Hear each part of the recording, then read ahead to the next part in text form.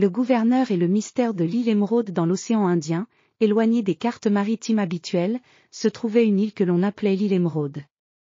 Cette île était couverte d'une forêt dense et mystique, et ses plages étaient baignées par des eaux cristallines. L'île était gouvernée par un homme sage et juste, le gouverneur Julien. Le gouverneur Julien était un homme à l'allure distinguée, avec une barbe soigneusement taillée et des yeux perçants. Il vivait dans un grand palais en pierre, construit sur une colline verdoyante qui offrait une vue panoramique sur les environs. Le palais était entouré de jardins exotiques où des fleurs rares embaumaient l'air de leur parfum envoûtant. À l'intérieur du palais, des tapisseries colorées et des meubles sculptés avec soin décoraient les pièces, témoignant du goût raffiné du gouverneur. Un matin ensoleillé, alors que les oiseaux chantaient joyeusement, un messager arriva au palais avec une nouvelle inquiétante. Un navire de marchandises avait échoué près des rivages de l'île et ses passagers avaient disparu. Le gouverneur Julien, toujours attentif à la sécurité de ses citoyens, convoqua immédiatement une réunion avec ses conseillers. Nous devons agir rapidement pour découvrir ce qui est arrivé à ces personnes et pour nous assurer que notre île reste protégée, déclara-t-il avec fermeté. Ses conseillers hochèrent la tête en signe d'accord. Le gouverneur décida de mener lui-même l'enquête. Il rassembla un groupe de marins expérimentés et de guides locaux pour l'accompagner. En route vers le lieu de l'accident, ils longèrent la côte, où les vagues déferlaient doucement sur le sable blanc. La mer était d'un bleu profond, et le ciel, d'un bleu limpide, semblait promettre une journée parfaite pour une exploration. Ils arrivèrent rapidement sur les lieux de l'accident. Le navire était un vieux trois-mâts, dont les voiles étaient déchirées et les cordages éparpillés sur la plage. Le gouverneur Julien et son équipe examinèrent les débris et trouvèrent des indices qui indiquaient une éventuelle attaque de pirates.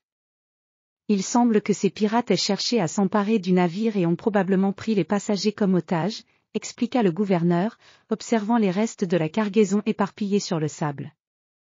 Ils commencèrent à suivre les traces laissées par les pirates dans la forêt voisine. La forêt était épaisse, avec des arbres gigantesques aux troncs recouverts de mousse. Le soleil filtrait à peine à travers le feuillage dense, créant une atmosphère mystérieuse. Des bruits étranges, comme des craquements et des chuchotements, résonnaient dans l'air. Après plusieurs heures de marche, ils découvrirent une clairière où se trouvaient les pirates, occupés à partager leur butin. Les passagers du navire étaient enchaînés et semblaient effrayés. Le gouverneur Julien, en bon stratège, élabora un plan pour libérer les otages. Il ordonna à ses marins de faire diversion en créant du bruit et en lançant des torchets dans la direction opposée. Pendant ce temps, le gouverneur et quelques-uns de ses hommes se faufilèrent discrètement vers les pirates. Grâce à leur courage et leur habileté, ils réussirent à neutraliser les pirates sans faire de bruit. Les passagers furent libérés et remercièrent chaleureusement le gouverneur Julien pour sa bravoure. Ils retournèrent ensemble au palais où le gouverneur leur offrit un festin en signe de gratitude. Les villageois célébrèrent le retour des voyageurs avec une grande fête, remplie de musique, de danse et de réjouissance. Le gouverneur Julien, bien que fatigué, était heureux de voir ses concitoyens en sécurité et en paix. Il savait que son devoir était de protéger son île et ses habitants. Avec une attitude sereine et un sourire bienveillant, il regarda le coucher du soleil sur l'île Émeraude, fier d'avoir accompli sa mission. L'histoire du gouverneur Julien et du mystère de l'île Émeraude se transmit comme une légende parmi les habitants de l'île.